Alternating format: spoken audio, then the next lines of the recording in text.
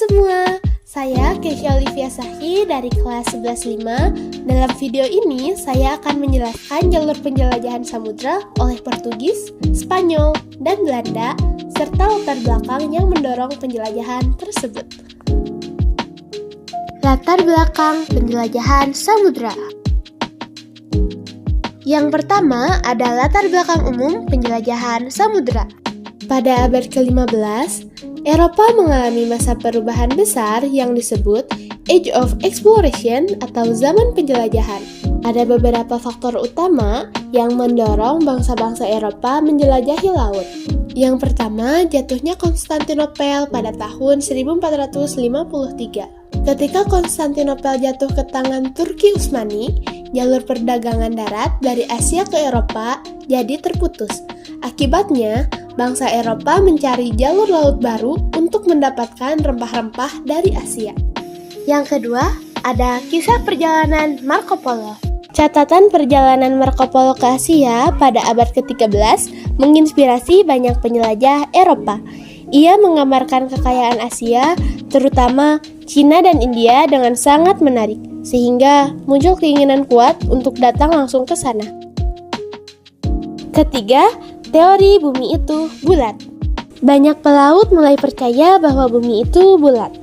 Ini memberi semangat baru untuk mencari jalur laut ke Asia dengan arah berlawanan dari jalur biasa, termasuk mencoba lewat arah barat.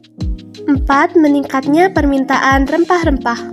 Rempah-rempah seperti cengkeh, pala, dan lada sangat dibutuhkan di Eropa sebagai bumbu, pengawet makanan, dan obat-obatan. Karena mahal, rempah jadi komoditas utama yang diperebutkan. 5. Paham merkantilisme. Merkantilisme adalah paham ekonomi yang menganggap bahwa kekuatan negara diukur dari kekayaan yang dimiliki, terutama emas dan perak. Karena itu, negara-negara Eropa berlomba-lomba mencari koloni dan menguasai perdagangan agar bisa memperkuat ekonominya. 2. Latar belakang khusus penjelajahan samudra. Ada semangat 3G, gold, glory, dan gospel. Gold adalah mencari kekayaan melalui perdagangan, glory adalah mengejar kejayaan dan kekuasaan bangsa, dan gospel adalah menyebarkan agama Kristen ke dunia baru. Jalur penjelajahan samudra oleh bangsa Eropa.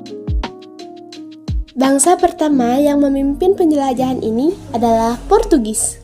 Pada tahun 1488, Bartolomeus Dias menyusuri pantai barat Afrika dan mencapai Tanjung Harapan di ujung selatan benua Afrika. Pelayaran ini membuka akses laut menuju timur dan Asia.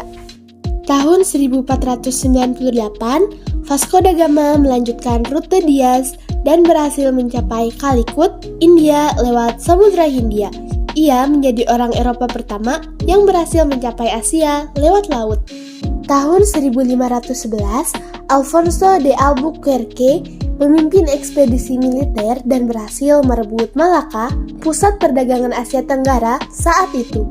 Setelah itu, Portugis mulai masuk ke Maluku, wilayah penghasil rempah-rempah. Bangsa kedua ada Spanyol.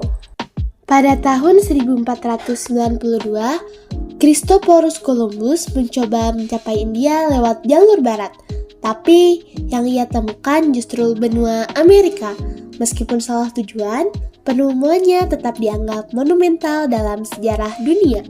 Tahun 1519, Ferdinand Magellan memimpin pelayaran keliling dunia pertama. Ia melewati Samudra Atlantik, menyeberangi Samudra Pasifik, dan tiba di Filipina pada tahun 1521. Namun, Magellan gugur di sana. Setelah Magellan wafat, Juan Sebastian de Elcano melanjutkan pelayaran dan berhasil kembali ke Spanyol pada tahun 1522.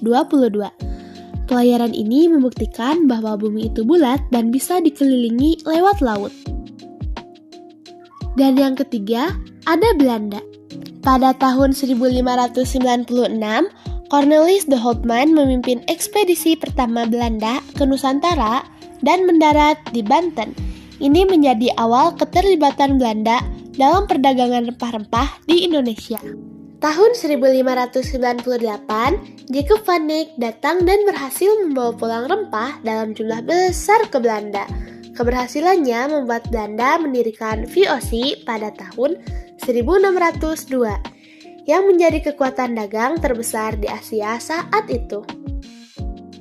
Berikut adalah potret tokoh penjelajahan samudra oleh bangsa Portugis. Berikut adalah potret tokoh penjelajahan samudra oleh bangsa Spanyol. Berikut adalah potret tokoh penjelajahan samudra oleh bangsa Belanda. Itulah penjelasan tentang jalur penjelajahan samudra dan tokoh-tokoh utamanya.